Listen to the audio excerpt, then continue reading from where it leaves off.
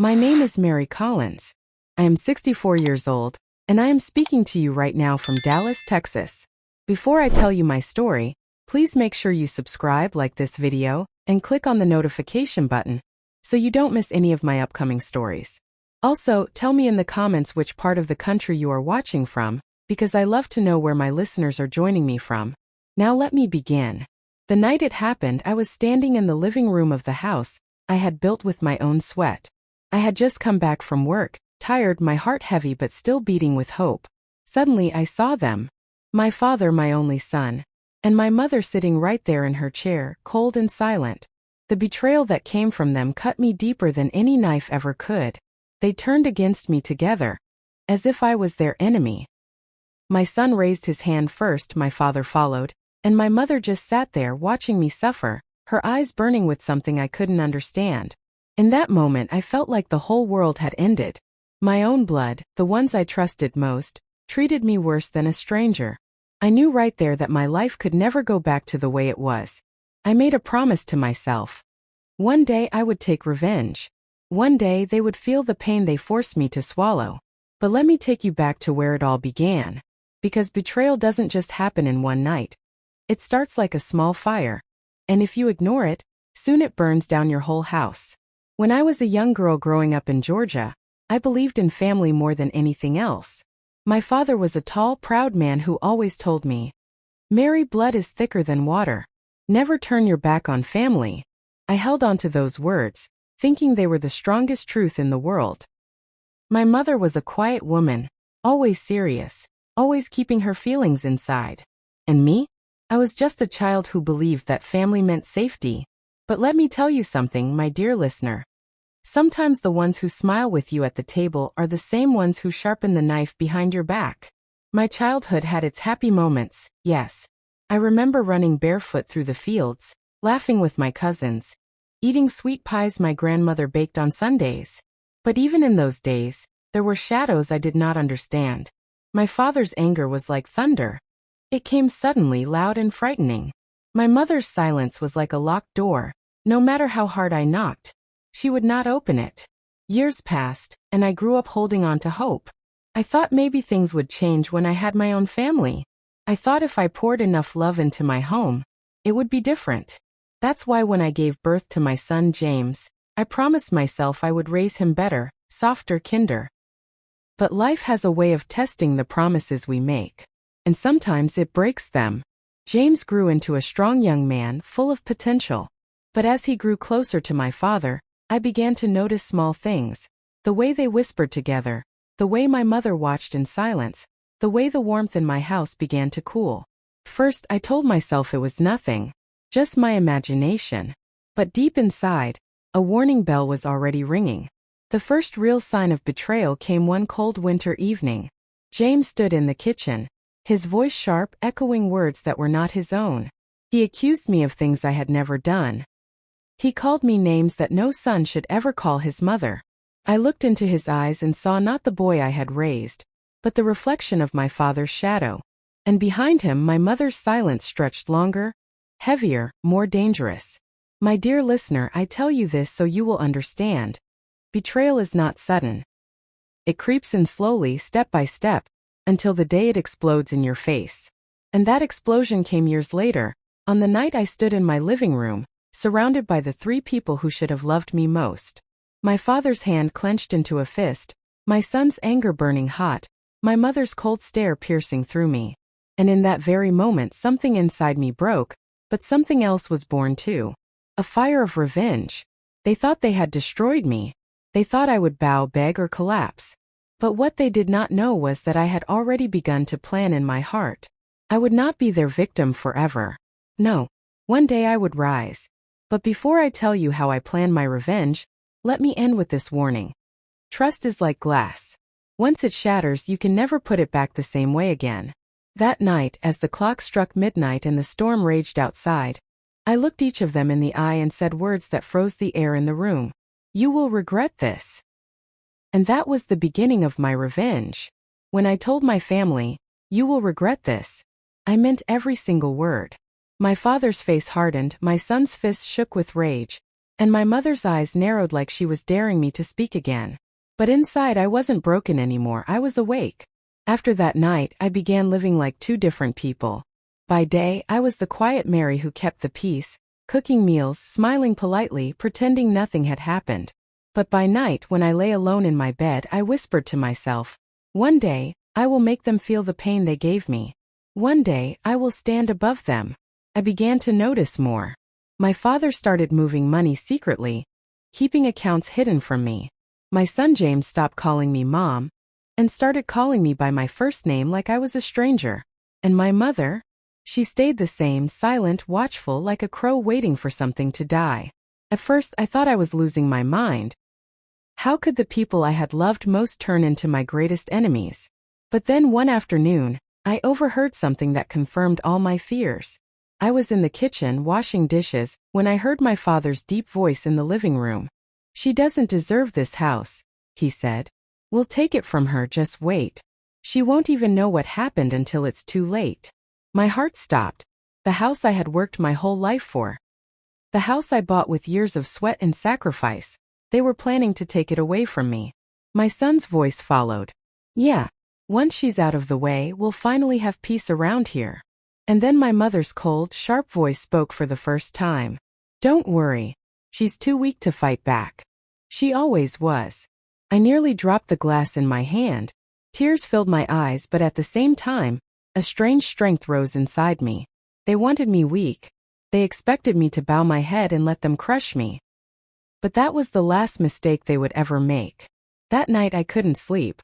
I sat by my window staring at the moon, thinking of every sacrifice I had made for that family. I remembered the nights I went hungry so James could eat. I remembered working double shifts to pay the bills while my father sat back in his pride.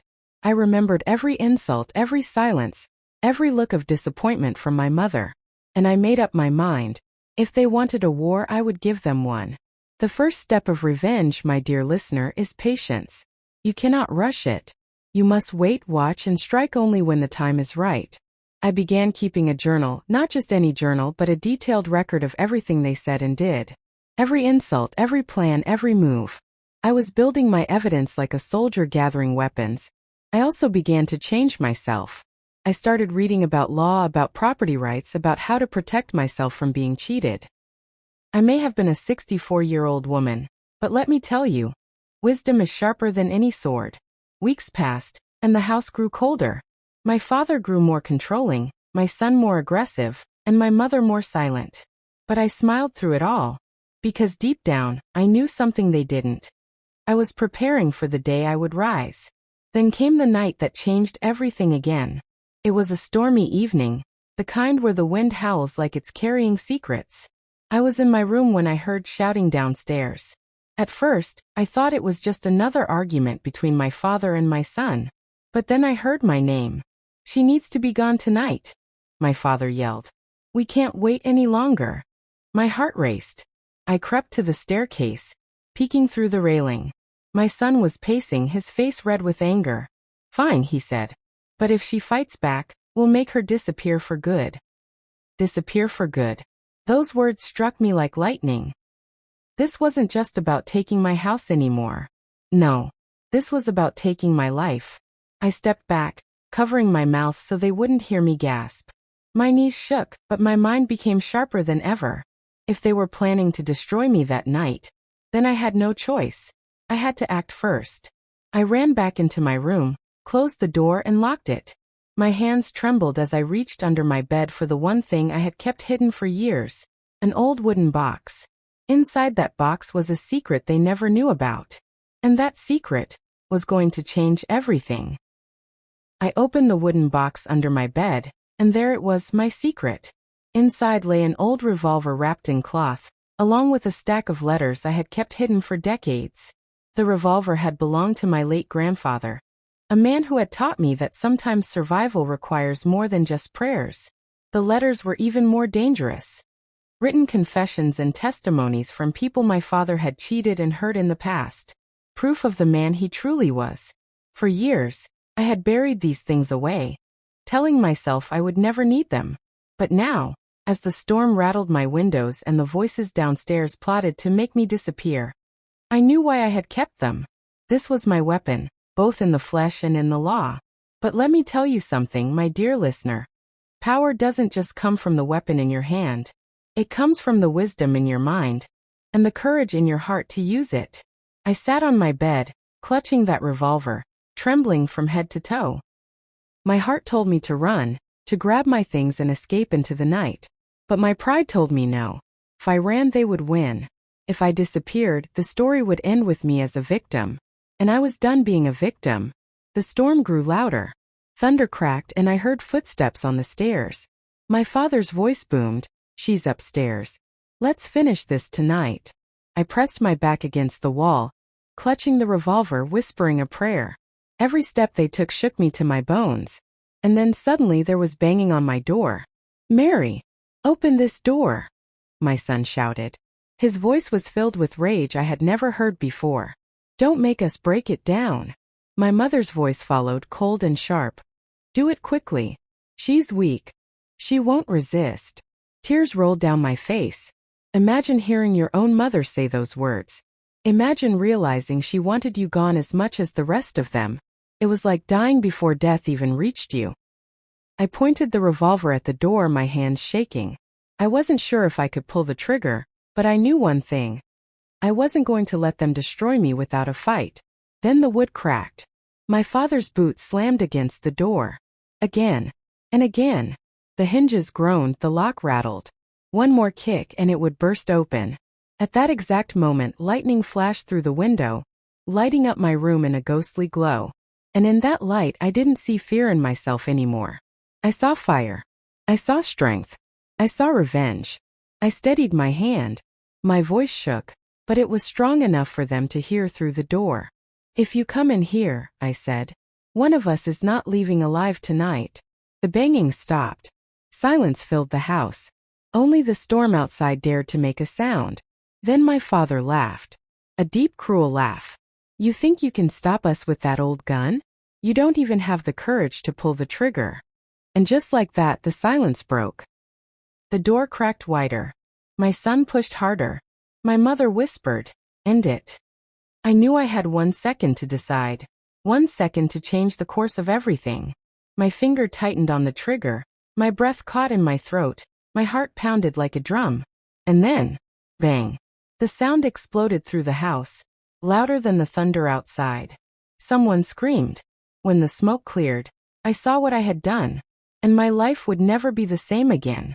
The sound of the gunshot rang in my ears, echoing through the storm outside.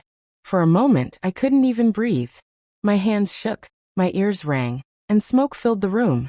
I lowered the revolver slowly, my eyes wide with terror at what I might see. On the other side of the door, there was screaming. It wasn't my father. It wasn't my mother. It was James. My son. "Ah. My leg. She shot me," he cried out, his voice filled with pain. I dropped to my knees, the gun still in my hand, my heart racing. I hadn't aimed for him. I only meant to scare them. But fate doesn't always care about our intentions. My father's voice thundered through the house. "You foolish woman. You'll pay for this." He tried to push through the cracked door, but James was on the floor, blocking the way, groaning in pain. My mother's cold voice cut through the chaos. "Leave him. Get her first." Those words shattered me. Even as my son bled on the floor, my mother cared nothing for him, only for destroying me. That was the moment I understood. Her silence all these years wasn't weakness. It was evil. She had been waiting for the day she could watch me fall. I pressed my hand over my mouth to hold back a sob. My son cried, pounding his fists on the floor. My father cursed and shouted.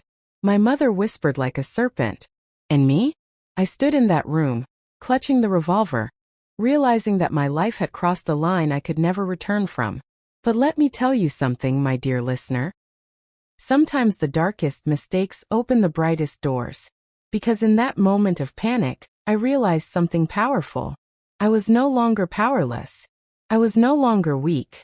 They feared me now. They knew I could fight back. I heard footsteps retreating, and then my father's voice downstairs. "Call the police.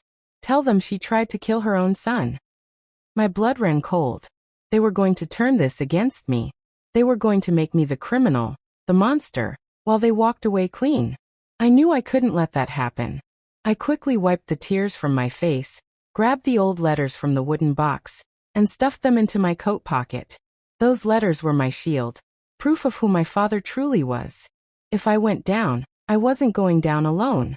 I pushed the door open, stepping into the hallway. James was still on the floor, clutching his bleeding leg, looking up at me with pain and anger. For a second, I saw the little boy he used to be. The boy who once held my hand and called me mommy. My heart ached, but then I remembered the hatred in his voice, the way he had plotted against me with my father. "Stay back," he screamed, dragging himself away from me. I didn't move closer. I didn't say a word. I just looked him in the eye and whispered, "This is only the beginning." I walked down the stairs slowly, the revolver still in my hand. My father stood at the bottom, his face red with rage, his hand gripping the phone. My mother sat calmly in her chair, her eyes glinting with satisfaction. "Put the gun down, Mary," my father growled. "You're finished." But I didn't put it down. I held it tighter, my voice steady. "No. Tonight everything changes." The storm raged outside. Lightning lit up the windows. My father and I locked eyes, two enemies ready for war. And then, there was a knock at the door. 3 loud, heavy knocks. The kind of knock that changes everything. The 3 heavy knocks echoed through the storm like hammer strikes. Boom! Boom! Boom! My father froze, the phone still in his hand.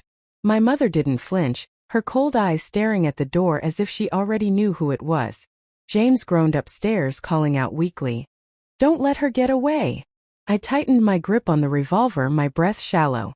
Whoever stood on the other side of that door was about to change everything. Slowly my father opened it. And there, standing in the rain with a badge gleaming on his chest, was Officer Daniel Brooks. The police had arrived. "Evening," the officer said, his voice steady as the storm poured behind him. "We got a call about gunfire." His eyes swept over my father, then shifted to me, standing on the staircase with a revolver in my hand. For a moment, silence. Then my father pointed at me like a hunter marking prey. "She tried to kill her own son," he shouted. "Arrest her before she finishes the job." My heart dropped. This was it. Their plan was unfolding exactly as they wanted. The law was in their hands now. But before the officer could move, I spoke. My voice trembled, but I forced it steady. "That's not true. They attacked me first. They wanted me gone tonight. And I have proof." The officer raised his brows. "Proof?" I reached into my coat pocket and pulled out the stack of old letters. My hands shook as I held them up. "These are signed testimonies from people my father cheated, threatened, and ruined. And that's just the beginning. He called this house his, but I bought it. I worked for it. They want me gone so they can steal everything." My father's face turned pale. My mother's lips curled into the faintest smile, as if she was amused by the chaos. The officer stepped inside, shutting the door behind him. The storm roared outside, but inside the silence was even louder. He looked from me to my father, then back at me. "Ma'am, I'll need you to put the gun down." My grip tightened. My son's cries echoed from upstairs. My father's glare burned into me. My mother's cold stare cut like a knife. And then, just as I lowered the revolver onto the table, something happened that none of us expected. Officer Brooks's radio crackled. A voice came through, urgent. "Unit 14, be advised. The Collins family property has multiple pending fraud reports tied to the elder Collins. Proceed with caution." My father's face went white. The officer's eyes narrowed at him. "Is that true?" My father stammered, his voice breaking for the first time. That has nothing to do with tonight." But I knew right then that the tables had turned. Fate had handed me a weapon sharper than any gun. The truth. Still, before I could even breathe a sigh of relief, my mother rose slowly from her chair. For the first time that night, she spoke not with coldness but with venom. "Don't believe a word she says," she hissed. "Mary is more dangerous than all of us. And if you let her live under this roof another night, someone else is going to die." The room went silent. The storm pounded the windows. The officer's hand hovered near his holster. And then, from upstairs, James screamed with a voice that shook the whole house. She already killed someone once. Don't let her do it again. Killed someone? The officer turned sharply toward me. My father smirked, seizing the chance. My mother's eyes glittered. And I realized in that terrifying moment that the biggest secret of my past, the one I thought I had buried forever, was about to be dragged back into the light. James's scream from upstairs cut through the storm like a knife. She already killed someone once. Don't let her do it again. The room fell silent. My father smirked in satisfaction. My mother's eyes glittered with triumph. And Officer Brooks looked at me as though he had just seen a ghost. Is that true, ma'am? The officer asked, his hand resting on his holster. My knees weakened, my grip on the revolver loosened. The memories I had buried for decades surged back like a flood I couldn't stop. Yes, once long ago I had killed someone. It was an accident, or maybe it wasn't. But it was the moment that changed everything in my life. I swallowed hard, my voice trembling. It happened when I was younger, long before James was born. The officer raised a brow. Go on. I glanced at my father, whose smirk grew wider. He knew the story. He had been the one to cover it up. I took a shaky breath and let the truth spill. I was 17. My father, he used to bring men to our house. Men I didn't know. One of them tried to hurt me one night. I fought back. There was a struggle and he ended up dead. I didn't mean for it to happen, but... My voice cracked. But it did. The officer's face was unreadable. James's voice thundered again from upstairs. She's lying. She's always been violent. That's who she really is. Tears filled my eyes. I was a child. I was trying to protect myself. My father covered it up, buried the evidence, made it disappear. And he has held it over my head my entire life. The officer turned to my father. Is that true? My father's face darkened. She's twisting the story. She killed a man in cold blood, and I saved her from prison. This is the thanks I get. My mother spoke then, her voice sharper than the storm outside. It doesn't matter if it was self-defense. Blood is still on her hands. And once a killer, always a killer. The words stung like poison. For years, I had carried that secret, weighed down by shame and fear. Now they had weaponized it against me. But my dear listener, let me tell you this. Sometimes the truth that was meant to bury you can become the very stone you stand on to rise again. I wiped my tears, raised my chin, and looked the officer straight in the eye. Yes, I killed a man. But I did it to survive. And every evil you see in this house. My father's fraud, my son's betrayal, my mother's silence. It all began with that night. They've been punishing me for it ever since. The officer studied me for a long moment. His hand moved away from his holster. If that's true, then this house isn't just a crime scene tonight. It's been one for decades. My father's face turned red with fury. Don't believe her lies. She's manipulating you. But before anyone could say another word, there was a loud crash from upstairs. James's scream pierced the house again.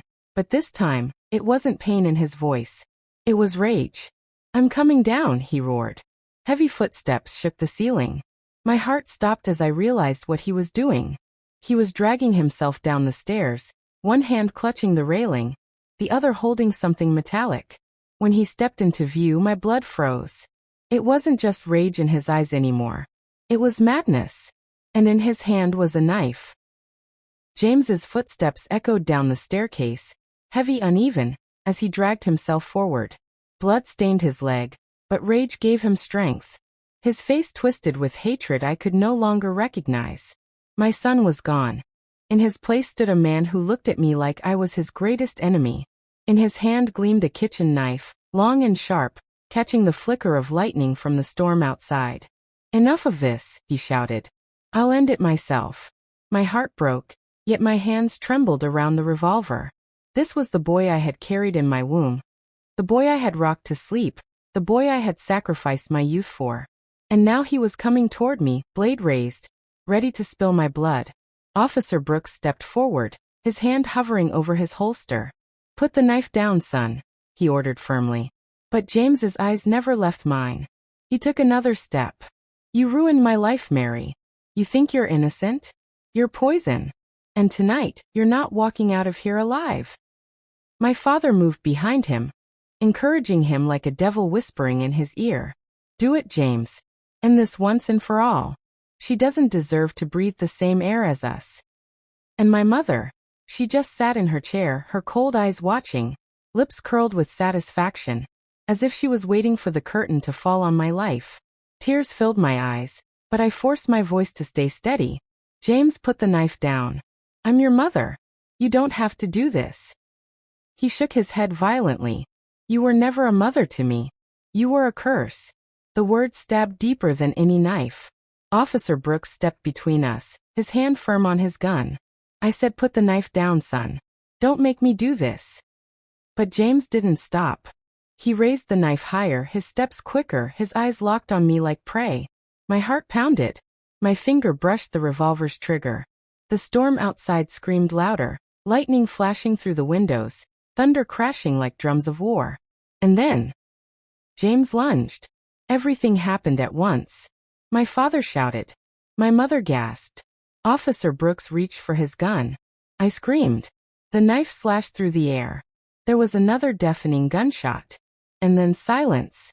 When the smoke cleared, James was lying on the floor at the bottom of the stairs. The knife slipped from his hand, clattering across the wooden floor. Blood spread beneath him. But here's the part that froze my soul, my dear listener. The revolver was still in my hand. I hadn't pulled the trigger. Someone else had. James lay on the floor, blood seeping across the wood, the knife fallen from his hand. My revolver trembled in my grip, but I knew one thing for certain. I hadn't fired the shot. Slowly, I turned my head. And there, standing a few feet away, gun still smoking, was Officer Brooks. His jaw was tight, his eyes hard, his fingers steady on the trigger. I warned him, the officer said coldly. He left me no choice. For a moment, I couldn't breathe. My son, my flesh and blood, had just been gunned down in front of me. Yes, he came at me with a knife. Yes, he wanted me dead. But he was still my boy. And now he lay motionless, his chest rising and falling faintly, his blood spilling faster by the second. James! I screamed, dropping the revolver and rushing to his side. I pressed my hands against the wound, trying to stop the bleeding. Tears blurred my vision. Stay with me, baby. Please stay with me. He coughed weakly, his lips trembling. His eyes, once filled with rage, now softened as he looked at me. You should have let me finish it, he whispered. Those words cut through me like fire. Behind me, my father shouted furiously at the officer. You fool! You had no right to shoot him. Officer Brooks turned on him, his voice sharp. If you had been any kind of man, this would never have happened. He came at his own mother with a knife. What did you expect me to do? My father's face twisted with rage. My mother, however, remained eerily calm. Her lips pressed into a thin smile. She looked at James bleeding on the floor, and then at me. This is only the beginning, she whispered. Her words chilled my blood. Sirens wailed in the distance. Backup was coming. But I knew deep inside that once those officers walked through the door, the truth would no longer be mine to tell. My father would twist it. My mother would manipulate it. And James, if he survived, he would destroy me with his testimony. I had only one chance left.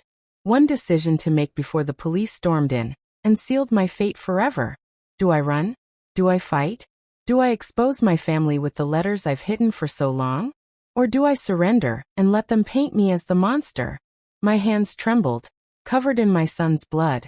My heart screamed for me to save him. But my mind whispered that if I stayed, I was finished. The sirens grew louder. Red and blue lights flickered through the storm. And just as I made my choice, James's hand shot up, grabbing my wrist with surprising strength. His eyes, filled with fury even through the pain, locked on mine. You think this ends tonight? He rasped. No, mother. This is only the start of your punishment. And then his eyes rolled back. His body went limp. The door burst open. More officers flooded in. And the nightmare was only beginning. The door burst open with a crash, and 3 more officers stormed into the house, weapons drawn. The flashing red and blue lights from their cars lit up the storm-soaked windows, painting the living room in chaos. Hands where we can see them, one officer shouted. I froze. my palms covered in my son's blood.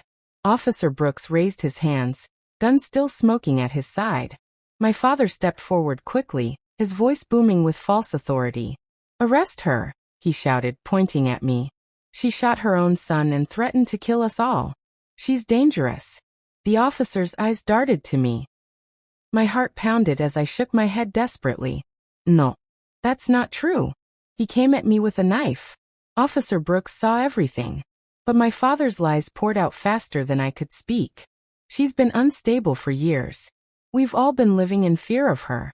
Tonight she finally snapped." My mother nodded silently, her face twisted into a mask of sorrow that wasn't real.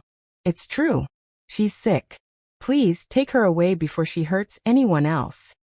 Her voice dripped with poison. The officers exchanged uneasy glances. My world was collapsing.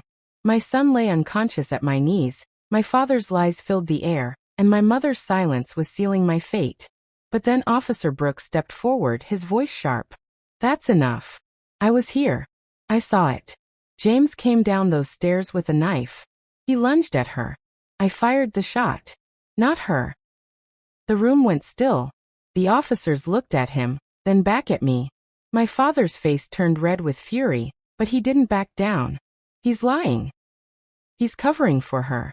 She manipulated him." But I wasn't going to stay silent anymore. I pulled the letters from my coat pocket and held them up. My voice cracked, but it was filled with fire. "I have proof of everything. My father is a fraud. He's been scamming people for decades. He covered up crimes. He turned my son against me. And now he wants me dead so he can take everything I worked for."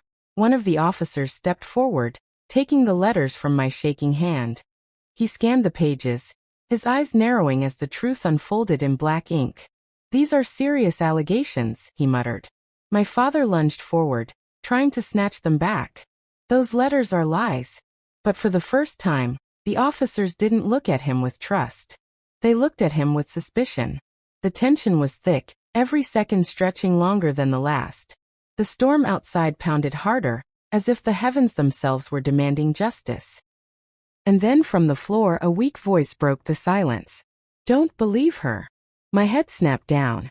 James's eyes fluttered open, blood still spilling from his wound. He looked up at the officers, his face twisted with hatred. She wanted me dead. I heard her say it.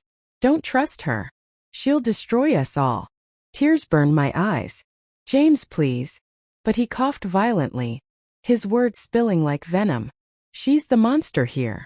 Not them." The officers stiffened. One of them reached for his radio. "We've got conflicting testimonies. Possible attempted murder, possible fraud. Requesting further backup." I felt the walls of the house closing in. My son had chosen his side, and it wasn't mine. And just when I thought things couldn't get worse, one of the officers answered his radio, his face paling. "There's been another report," he said slowly, turning toward me. "A body has been found tied to the Collins family. And ma'am." His eyes met mine, heavy with dread. "Your name is on it." The officer's words struck me like lightning. "A body has been found, and your name is on it." The room spun. My father's lips curled into a wicked grin. My mother's eyes gleamed with satisfaction. Even as my son bled on the floor, his mouth twitched into a faint smile. "What body?" I gasped. The officer spoke carefully, his voice heavy with tension. "A young woman was discovered in an abandoned field on the outskirts of Dallas. Documents found on her pointed directly to you, Mrs. Collins. Witnesses claim she visited this very house before she disappeared." My stomach twisted. I knew immediately who they meant. Her name was Emily Carter, a sweet 19-year-old girl who had once worked at my store. She had come to me weeks ago, crying, saying she knew things about my father's business that terrified her. She begged me for help. I told her I would protect her. Promised. And now she was dead. Tears blurred my vision.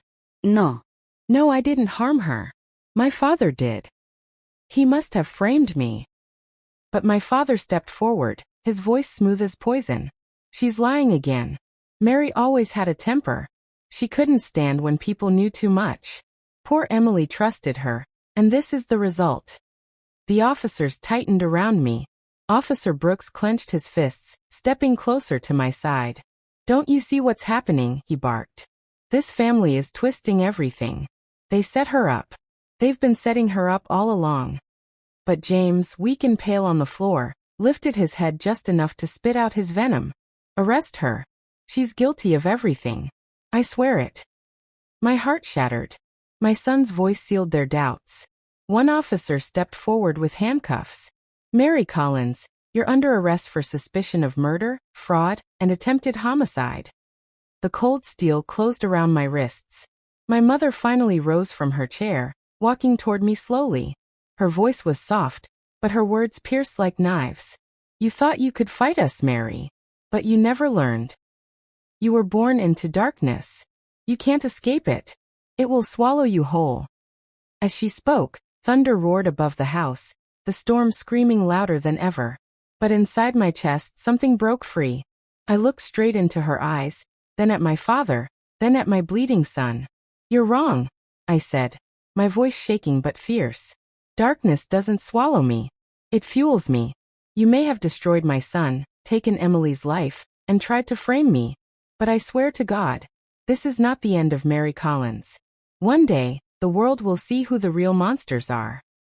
The officers dragged me toward the door, but my words echoed through the house like thunder. And as I stepped out into the storm, lightning tore across the sky.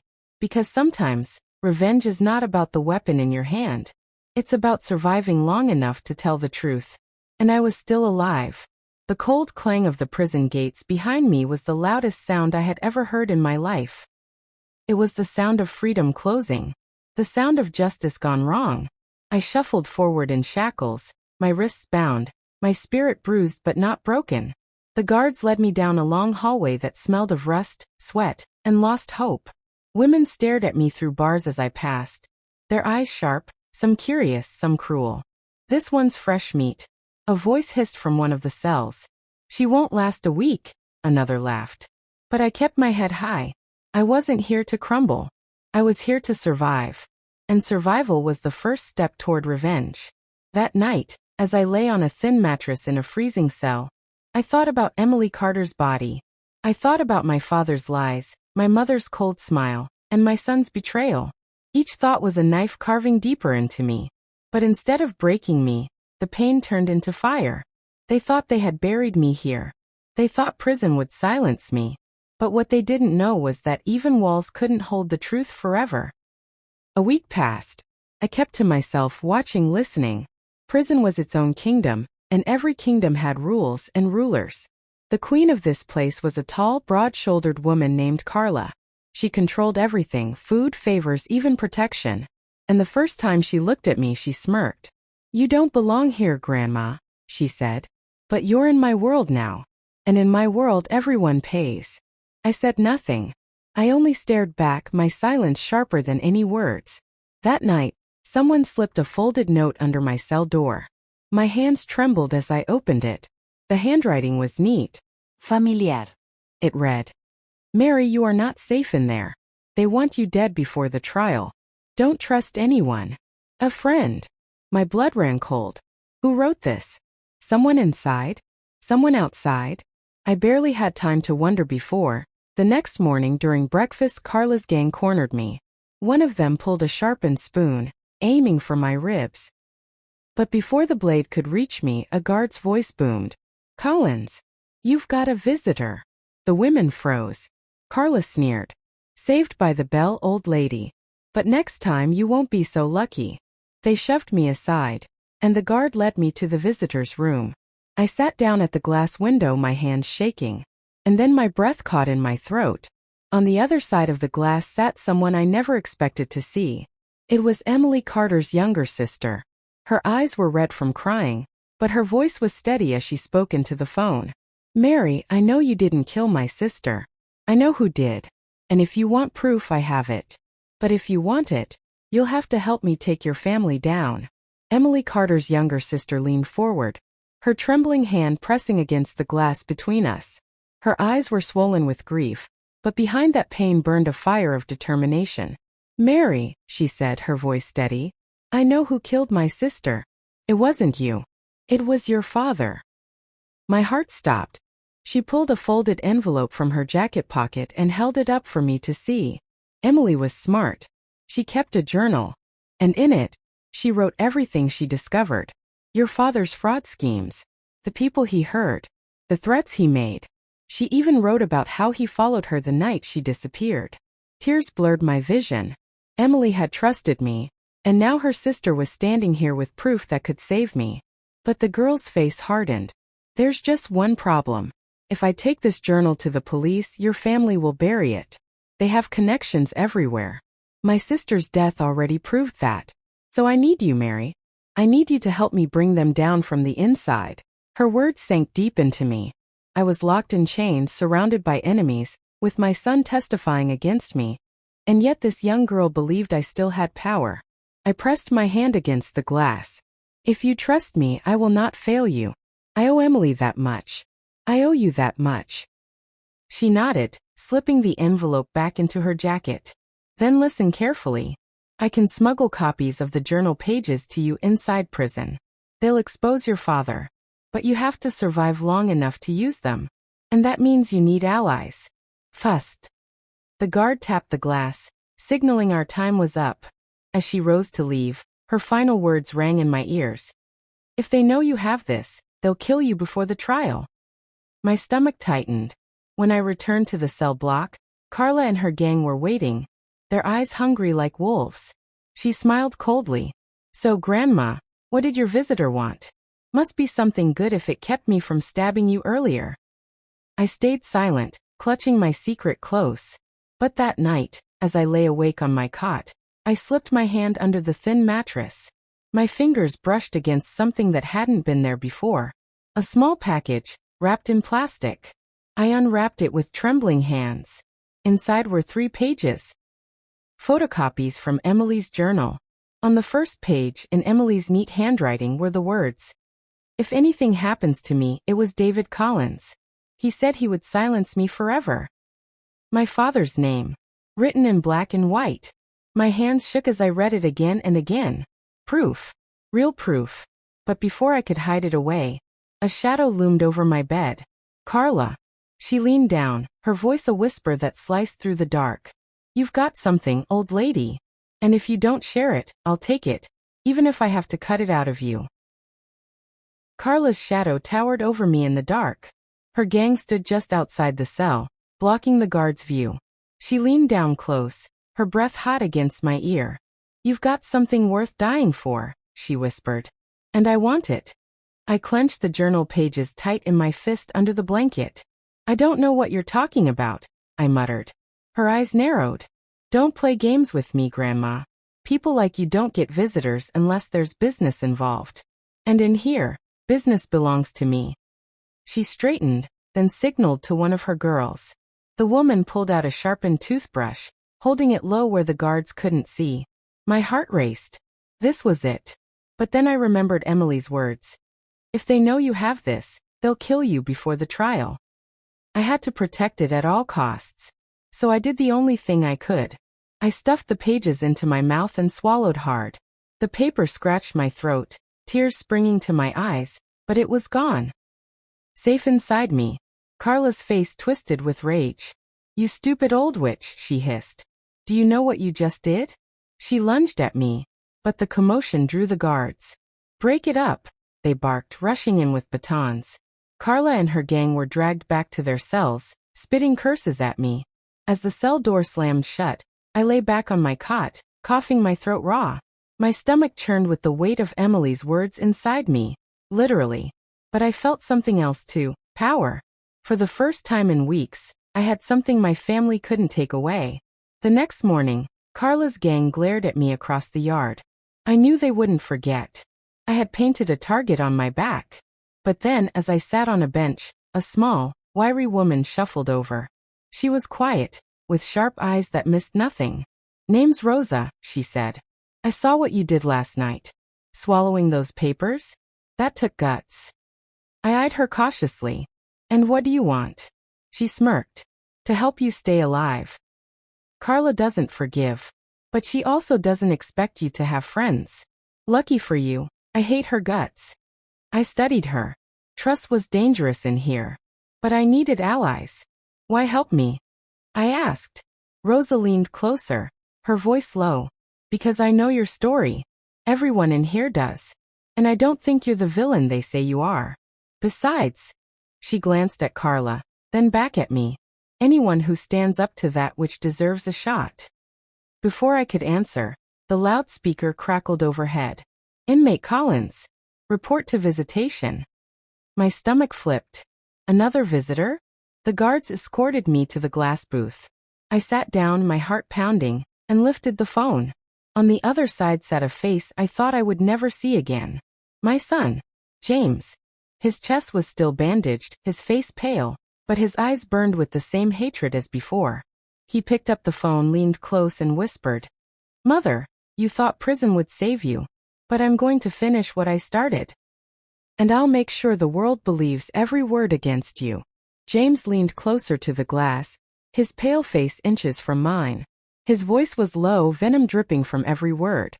"You thought prison would protect you, but it won't. I'm going to finish you, Mother." Slowly. My throat tightened, but I forced myself to keep my voice calm. "James, you're my son. I don't know what poison your grandfather has poured into you, but I'm still your mother.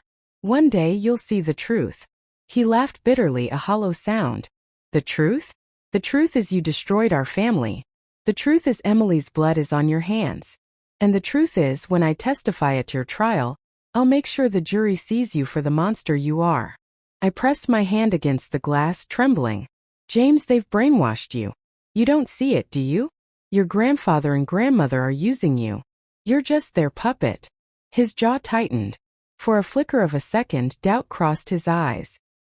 But then it was gone, buried under rage. "No," he snapped. "They're the only ones who ever stood by me. You were never there. You never loved me." The words sliced through me. "That's not true." I whispered fiercely. "I gave you everything. My youth, my strength, my life. And I would have given more if it meant saving you." His eyes glistened, just for a moment. But he quickly looked away, his voice cold again. "Save your lies for the jury." Before I could speak, the guard tapped his shoulder. Time was up. James leaned closer one last time. His lips curled into a cruel smile. "When you're rotting in here for life, I'll stand over your grave and laugh. That will be my revenge." The phone went dead. He stood and walked away without a backward glance. I sat frozen, my chest heavy with grief and fury. My son was gone, swallowed by my parents' lies. But deep down, I felt something else. I felt his doubt. That flicker in his eyes. Maybe, just maybe, he wasn't completely lost. When I returned to the cell block, Rosa was waiting. She studied my face carefully. "That was your boy, wasn't it?" I nodded weakly. "He hates me." Rosa shook her head. "No. If he truly hated you, he wouldn't have come. Hate is loud, but love, even buried deep, is louder. That visit wasn't about killing you, Mary. It was about testing you." Her words gave me something I hadn't felt in weeks. Hope. But hope was dangerous here. Because later that night, just as I started to drift to sleep, a guard appeared at my cell door. His face was blank, his voice flat. "Collins, you're being transferred. Tonight." I frowned. "Transferred? Where?" He smirked faintly. "Someplace quieter. Someplace where accidents happen." My blood went cold. This wasn't a transfer. This was a setup. The guard's words chilled me. Someplace quieter. Someplace where accidents happen. They shackled my wrists and ankles, then led me out of my cell in the dead of night. The other women stirred as I passed, whispering, eyes following me like shadows. Rosa mouthed something from her bunk. "Stay alive." The hallway echoed with the clang of my chains. They pushed me into the back of a dark prison van, its windows barred, its walls lined with steel. Only 2 guards sat inside with me. Their faces were cold, unreadable. The van pulled away, rumbling through the stormy night. Rain battered the metal roof. For nearly an hour, no one spoke. My heart pounded with every turn of the wheels. Finally, one of the guards leaned forward, his voice low. "You know where you're going, Collins?" I swallowed hard. "Court." He chuckled darkly. "No. The quarry. Place they dumped the real problems. Nobody ever comes back from there. My blood froze. The other guard smirked. Orders from up top. Said you were dangerous. Said you wouldn't be missed. I knew immediately who was behind it. My father. My mother. Maybe even James. They wanted me erased, quietly. Panic clawed at my chest, but I forced myself to stay calm. If this was their trap, then I had to turn it into my chance. The van slowed, tires crunching over gravel. The doors creaked open. Cold night air rushed in, filled with the smell of wet earth. The guards yanked me out and dragged me to the edge of the quarry. The moon hung low, silver light cutting through the mist. The pit stretched below like a mouth ready to swallow me. This is where it ends, Collins. One guard sneered, pushing me to my knees. Say goodbye. I closed my eyes, whispering a prayer. Not for myself, but for Emily. For Rosa. For the truth that still burned in my heart. And then, a gunshot cracked through the night. The guard beside me gasped, clutching his chest, blood spreading across his uniform. He collapsed. The second guard spun around, drawing his weapon. Out of the shadows, a figure stepped forward. Small, wiry, but steady. Rosa.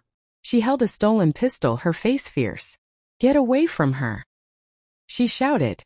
The surviving guard cursed, firing his weapon. Bullets sparked against the rocks. Rosa dove behind cover, returning fire.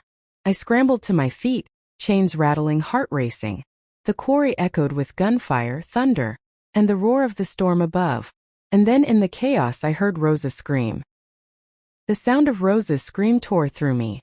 I spun toward her, but the storm was too loud, the gunfire too sharp. Sparks lit the quarry walls as bullets flew. The surviving guard had her pinned down, his weapon flashing in the dark. Rosa fired back, but her shots grew weaker, desperate. No. I shouted, my voice raw. I lurched forward, chains clanging, stumbling over the wet rocks. The guard spotted me and swung his gun toward my chest. In that split second, instinct took over. I dropped to my knees, grabbed a jagged rock from the ground, and hurled it with everything I had. It struck his wrist. The gun fired wildly into the air. He cursed, stumbling, and Rosa seized her moment. Her bullet hit true. The guard collapsed with a groan, his weapon clattering to the stones. Silence fell. Only the rain and thunder remained. Rosa staggered out from behind the boulders, clutching her shoulder. Blood seeped through her prison uniform. Her face was pale but determined. Rosa! I cried, rushing to her side. You're hit. She grimaced. It's nothing. Just a scratch. I've had worse. But I could see the pain in her eyes. She wasn't telling the truth. I tore a strip from my sleeve and pressed it hard against the wound. Stay with me. Don't you dare leave me now. Her lips twitched in a faint smile. You sound like someone who cares. Ido, he whispered fiercely. You saved my life. Twice now. That makes you family in my book. For a moment, despite the storm, despite the blood, we shared a silence. The kind of silence that binds people forever. But our danger wasn't over. The dead guards lay sprawled on the ground. Their radios crackled faintly with voices from the prison. Backup would come. And if they found us here, they'd finish the job. Rosa's eyes met mine. We can't go back. I nodded. She was right. If we returned, they'd kill us before dawn. Which meant only one choice. Escape. I grabbed the fallen guard's keys, struggling to unlock the chains around my wrists and ankles.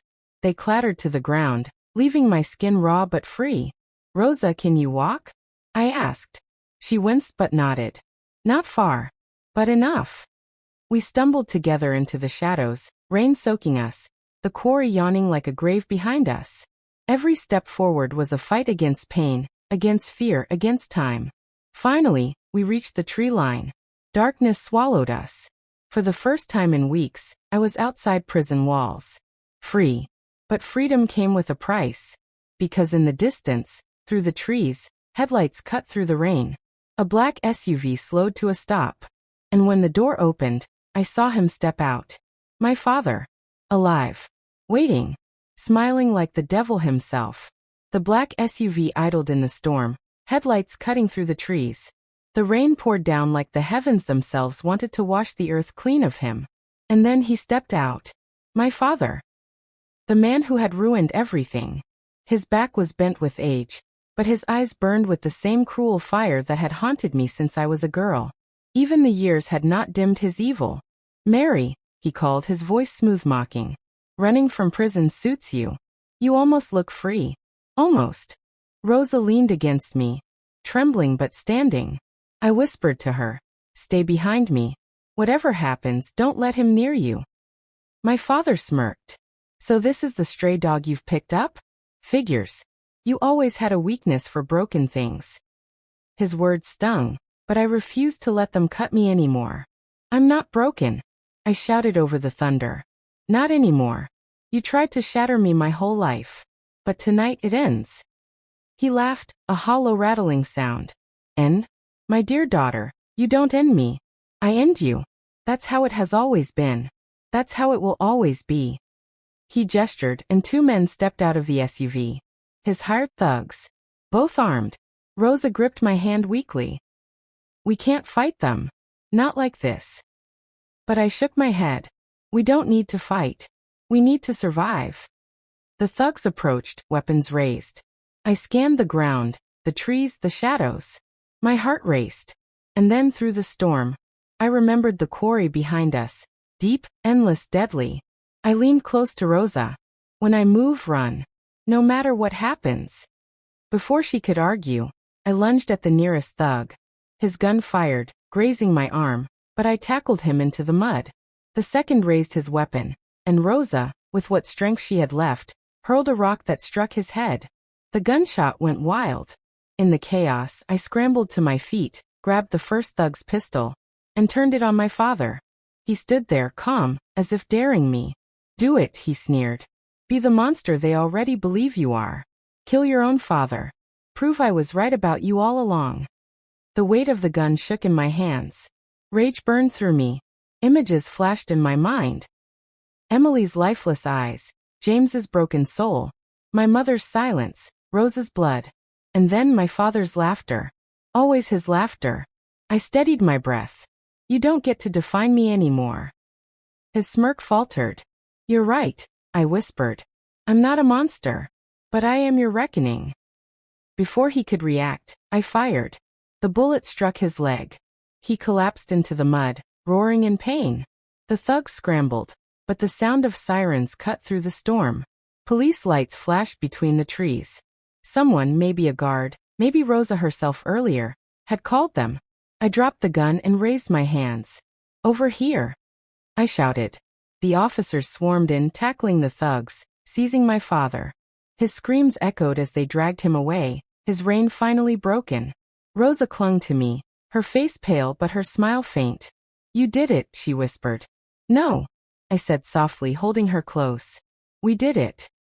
The storm began to fade, the first light of dawn breaking through the clouds. For the first time in decades, I felt the weight lift from my shoulders. Justice had not come easy. It had not come clean. But it had come. And as the sun rose, I swore to myself, my story would not just be about pain. It would be about survival, about truth, and about never letting evil win again. The storm had passed, but the battle was far from over. They dragged my father away that night, bloodied and cursing, but not broken. I knew men like him never broke easily. He still had power, influence, allies who would kill for him. The police treated me like both victim and criminal. My wrists were bound again. Rosa taken on a stretcher, her fate uncertain. The ride back to the prison was quiet, the sirens fading behind us. When I stepped through the prison gates once more, the women stared at me differently. Whispers rippled through the block. "That's her, the one who stood against the devil. She shot her own father. She's cursed." I could feel their eyes burning holes in my back. Some looked at me with fear, others with respect, and some with hunger, because power in prison was dangerous, and now they believed I had it. But what weighed on me most was James, my son. 2 days later, word came down. The trial date was set. My father, my son, and even my mother would all testify against me. The thought twisted my stomach. My own blood, lining up to bury me alive. That night, Rosa returned to the block, her arm bandaged, her face pale but her spirit unbroken. She slipped into my cell and whispered, "They're saying this trial isn't about truth. It's about silencing you. If they win, you'll never leave these walls again." Her words were true. I knew it. And then she handed me something. A folded piece of paper, smuggled from the infirmary. My heart raced as I opened it. It was a note, scrawled in a shaky but familiar hand. Emily's hand. "Mom, the truth is still alive. But you must be stronger than you've ever been. They will try to erase me. Don't let them."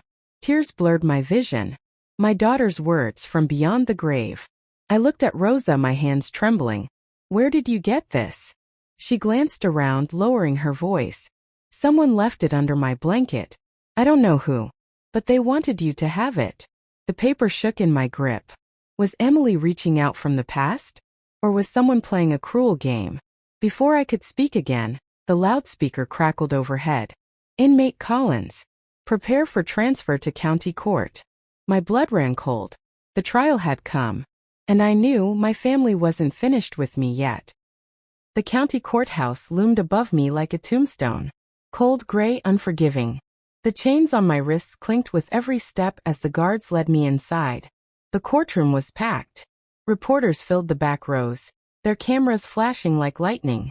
Strangers leaned forward, hungry for a glimpse of the woman whose story had shocked the nation. And there they were. My father sat at the prosecution's table, his leg bandaged, his face pale but twisted in triumph. Beside him, my mother, quiet but her eyes sharp as daggers. And next to her, my son James. When his eyes met mine, my heart clenched. But his gaze was cold, empty. He turned away before I could find even a spark of the boy I once knew. The judge entered. The trial began. The prosecutor painted me as a monster. A woman consumed by vengeance, willing to destroy her own blood. Every word was a knife. I clenched my fists under the table, forcing myself to breathe. Then came the witnesses. First, my mother. She took the stand, her hands folded neatly, her voice soft, almost angelic. "I watched my daughter grow twisted," she said, tears glistening in her eyes. "She was always filled with hate. She blamed us for her own mistakes. We tried to help her, but she wouldn't listen. Lies. Every word." But the jury leaned forward, believing her. Next came James. My son. My chest tightened as he swore the oath and sat down. For a moment I prayed he would break free from their grip, that he would tell the truth. But his voice was steady, sharp. "She was violent," he said. "She hurt me. She hurt Emily. She poisoned us against our own family. I loved her, but she destroyed everything she touched." Each word struck like a bullet. The courtroom murmured. The prosecutor smiled. And then my father. He hobbled to the stand, leaning on a cane, his face twisted in feigned pain. "My daughter is dangerous," he told the jury. "She always has been. She lies. She manipulates. She even tried to kill me. She is not a victim. She is a predator." I wanted to scream, to shout the truth until the walls shook. But my lawyer squeezed my arm, shaking his head. "Not yet," he whispered. "Patience." By the time the day ended, the jury's eyes were heavy with doubt, not toward my family but toward me. As the guards escorted me back to my cell that night, despair gnawed at my soul. My family had buried me with their lies. But then Rosa slipped me another note through the bars. This one was short, hurried. "Mary, someone inside the jury knows the truth. Watch closely tomorrow. Not everyone is against you." I froze, the note trembling in my hands. Could it be true? Was there hope hidden among the 12 faces that would decide my fate? The second day of the trial began with the weight of a coffin pressing down on my chest. My mother's lies, my son's betrayal, my father's venom. Their words still rang in the courtroom air like poison that wouldn't clear. The jury filed in, 12 strangers who held my future in their hands. I scanned their faces one by one, searching for something. A clue. A spark. Anything. And then I saw her. A young woman in the second row. Her eyes locked with mine for just a second too long. Then, as she lowered her gaze, she tapped her pen 3 times against her notepad. Top, top, top. It seemed meaningless. But Rosa's words echoed in my head. Someone inside the jury knows the truth. My pulse quickened. Could she be the one? The prosecutor called his next witness, a prison guard. He testified that I was violent inside, that I had caused chaos, that I was a danger even behind bars. Another lie, another weight against me. But as he spoke, I saw the young juror again. She wasn't looking at him. She was looking at me. And this time her fingers traced a small shape on the edge of her notepad. A letter. The letter E. Emily. My breath caught. Was she telling me she knew about my daughter? About the truth that had been buried? The day dragged on, the lies stacking higher, but hope flickered inside me now. That juror, whoever she was, carried something dangerous. Something powerful. That night, back in my cell, I told Rosa what I had seen.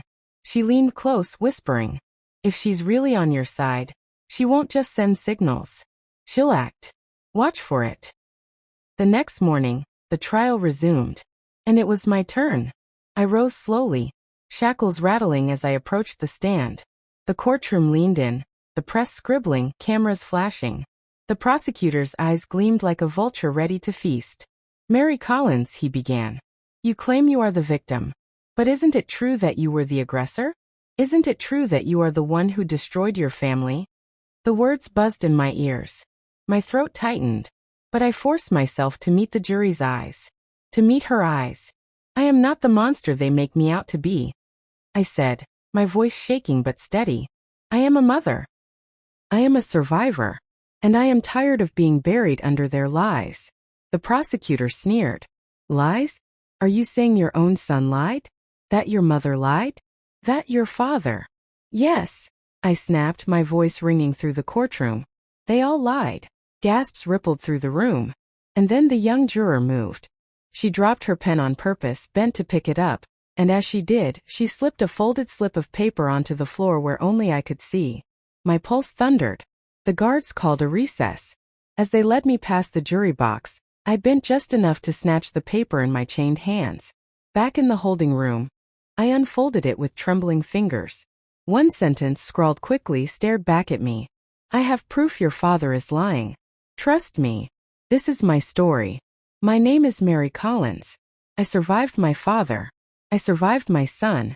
I survived my mother's silence. And I will keep surviving. Now if you've watched this far, thank you. Don't forget to subscribe, like this video, and click the notification button so you never miss another story. And one last time, tell me in the comments where you're watching from. Your words are what keep me alive.